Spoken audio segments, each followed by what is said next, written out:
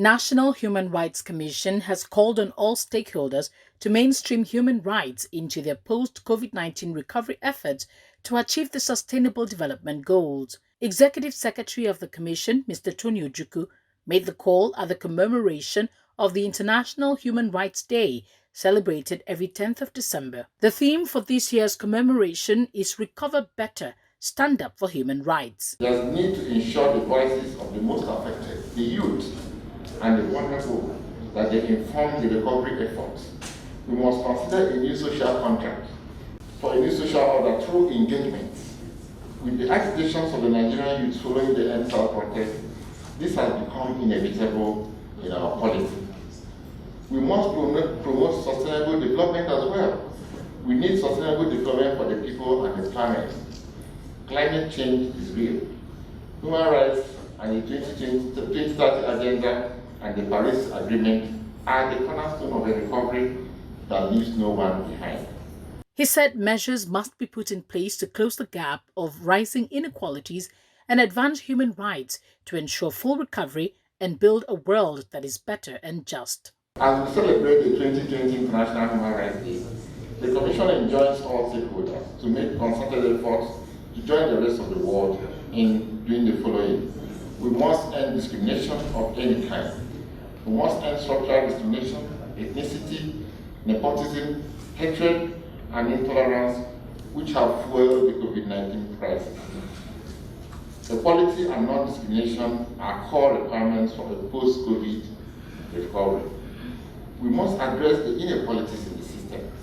To recover from the crisis, we must also address the inequality fueled by the pandemic.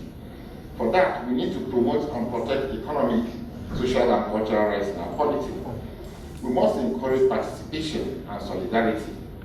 We are all in this together, from individuals to government, from civil society and the grassroots communities to the private sector. Everyone has a role in building a post-COVID-19 world that is better for present and future generations.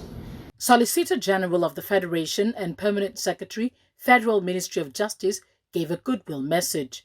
This year's celebration of Human Rights Day is tagged Recover Better, Stand Up for Human Rights.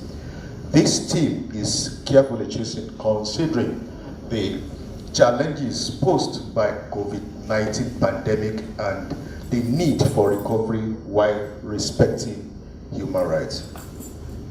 Again, the milestones achieved recorded by the nation in the area of promotion, protection, and enforcement of human rights must be put in perspective here to ensure steady progress as a nation despite the pandemic.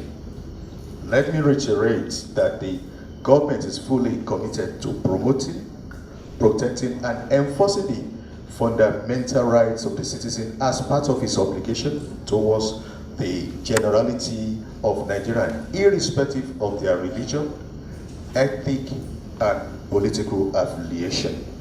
EU Ambassador to Nigeria, represented by Alexandra Gomez, said COVID-19 was a wake-up call to all.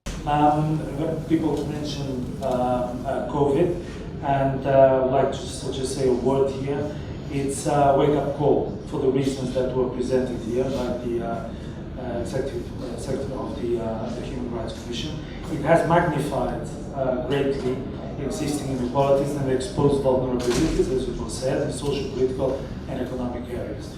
It cannot be an excuse for backtracking on, most notably, gender-based violence that saw tremendous increase because of confinement, of course.